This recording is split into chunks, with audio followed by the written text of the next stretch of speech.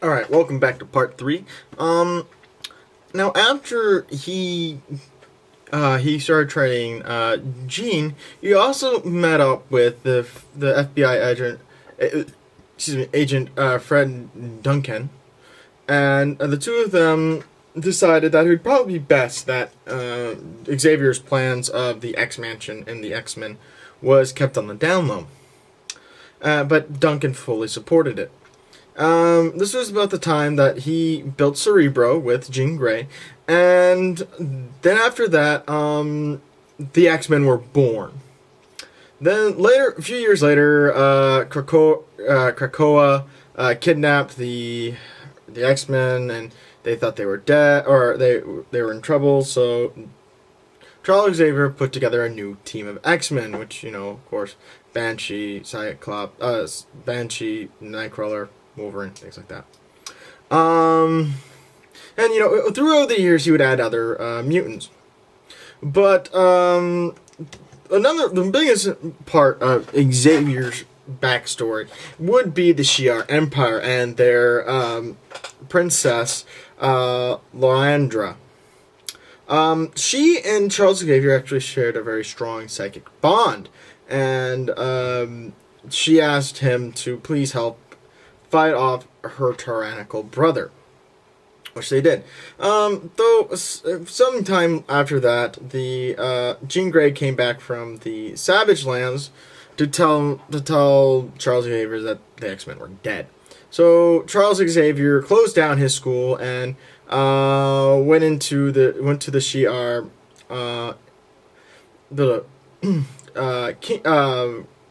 Shi'ar world, and essentially, stayed with Lorandra while she was crowned empress, and the two of them realized that they were soulmates and became lovers, and he actually became the consort to the Shi'ar throne.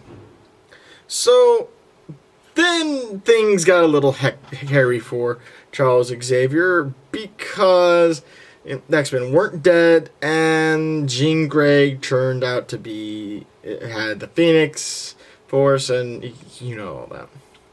So he had to challenge the Shi'ar Imperial Guard, and he came out victorious. However, Jean Grey committed suicide. Now, Charles Xavier, later on, was implanted with a, maggot or embryo or some kind of baby alien from the Brood. Or, yeah, I guess it was an egg. I don't know. And the only way that it could be removed was by the space-traveling allies of the X-Men, the Space Jammers, which is led by Scott Summers' father. And they took a newly cloned body of Charles Xavier, which was a little younger, and implanted his mind in it. And Charles Xavier was finally able to walk again, and Charles Xavier just felt like a completely new person. However, this wouldn't last for very long, because Charles Xavier's former lover, remember Gabrielle and how they had the autistic son? Well, guess who shows up at Bureau's Island?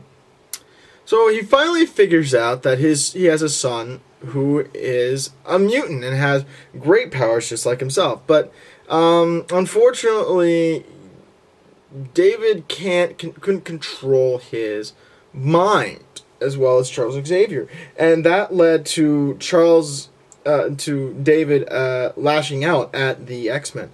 And Charles Xavier had to, stop him and promise that he would teach his son how to use his powers and always be there. However, this put some serious psychic strain on him, and in fact, he was almost at the brink of death. It also didn't help that during this time, Charles Xavier was not only leading the X-Men, helping his son, but he also took a position as pretty much a guest professor at the Columbia University, and he was just shocked and appalled by the anti-mutant riots there. And he was also attacked by the last straw was he was attacked by Baron von Strucker at Magneto's court trial. So once again, the Starjammers took him so they could take him to the Shi'ar Empire, and his health would be restored. Now, I'm gonna leave it at that, or I might add more to this. Who knows? And I'll be back for part 3 or 4.